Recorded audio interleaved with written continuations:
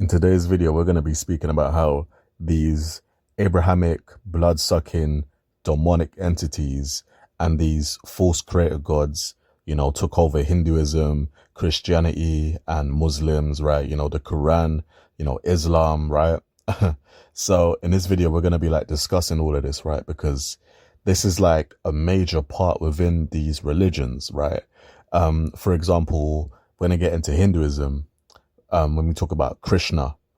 Now, people don't even truly understand the true teachings of Krishna. A lot of these Hindus, when they connect with Krishna, they are actually not actually connecting with the true Krishna. They're connecting with, a demon that wants to harvest on your energy in a form of worship agendas, patriarchy agendas, and patriarchal control. These demonic beings, right, is what they create false teachings. Like, for example, you have to get on your knees and bow down to a man. You have to worship, you have to submit, and then you have to perform all of these like strict rules and all of these rituals and these strict rules. These are all in a form of control, manipulation, and it's cults. All of these are cults.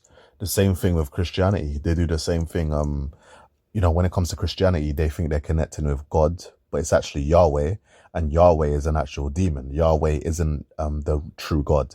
Yahweh is a demon. Yahweh is a false creator God that's connected to the Jehovah's Annunaki, which is part of the fallen Annunaki.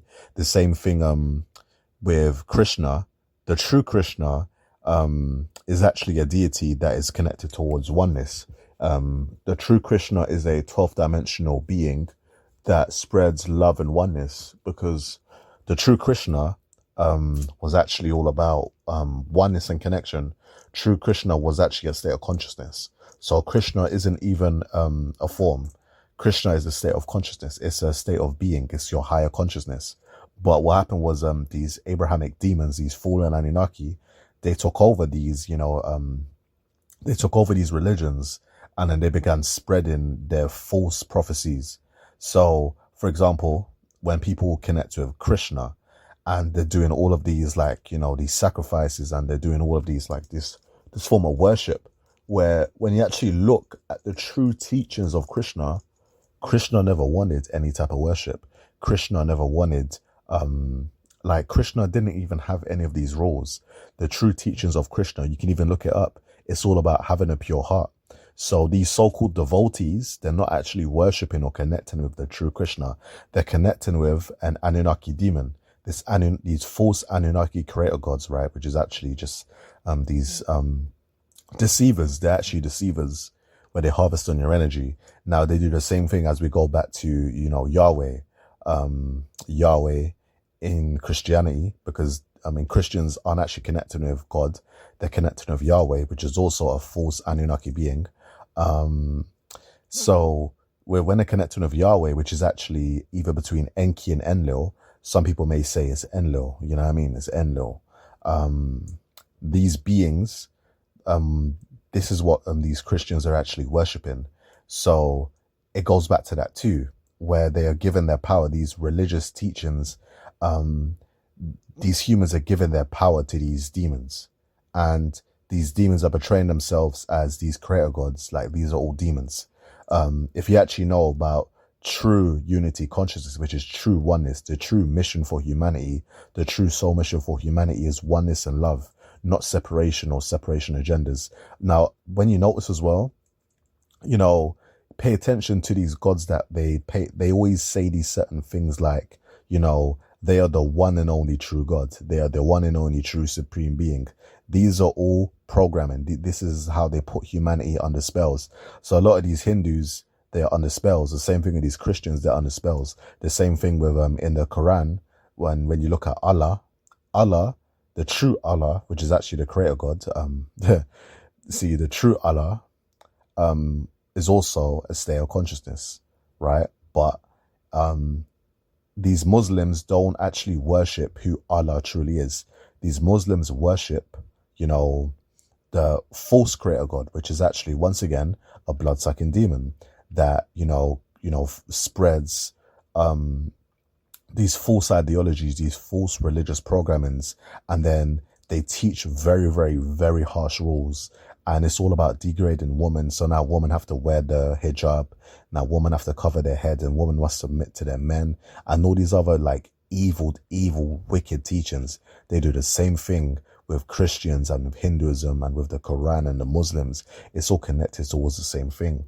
So you have to kind of like break out of these systems, because this is how they put you under spells. This is how they trap you under spells. You know what I'm saying? So yeah, this is deep, but we're breaking out of the system. We're breaking out of the system now. So these are for all these beings out here, or all of these devotees. They're I'm exposing the team, man. It's not, you're not actually connecting with Krishna. You're connecting with a false Jehovian Annunaki entity. You know, a fallen Annunaki demon. The same thing with these Christians. You're connecting with a false Jehovian Annunaki demon, which is actually Yahweh. You're not connecting with God the same way the Hindus aren't actually connecting with Krishna. You know what I mean? The same thing with in the Quran, these Muslims, they're not connecting with Allah. They're connecting with a demon, a false Anunnaki, Jehovian, fallen demon, a fallen entity. All of these beings, you know, they all operate around the same way. It's all about worship and control and fear and saying that you are not complete, you are beneath. You know, all like, pay attention to the way these creator gods, you know, like the stuff they say, like these teachings, you know, these are fake teachings. These aren't real teachings. You know what I'm saying? This isn't what Krishna would have wanted.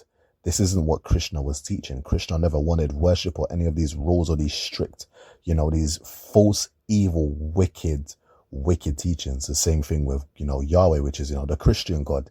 The same thing with the Christian God. The same thing with the, you know, the Muslim God, which is like Allah. So they always spread these same things. You are beneath, you are below. They spread these same things. Your belief, you are below. You must worship, you must give your power away. All of these things, like this, all control and this fear. It's all fear-based and it's all patriarchy-based. It's very male-dominated too, because they hate the woman as well. So, yeah, this is kind of like a reminder to break out of these systems. These beings, you know, they also spread fear agendas, you know, worship agendas, control, superiority. So, you know what I mean? Like, and saying that they're the only path, they're the only way. Don't follow this, you know what I mean? Because, you know, a true devotee of Krishna, or a true follower of Krishna, would actually realize Krishna is connected to all. The same way God is actually connected to all, the God consciousness. Krishna is a consciousness that's actually connected to all beings. Allah would be a consciousness that's connected to all beings. But these false Anunnaki beings, these false entities, took over these religions and then, you know, manipulated the true teachings. So now people are stuck under these cycles of fear and worship and religion and religious programming. You know what I mean? Now, this doesn't mean that every Hindu is the same way. This doesn't mean every Christian is the same way. Doesn't mean every Muslim is the same way. But yeah, it's time to break out of these systems, I say.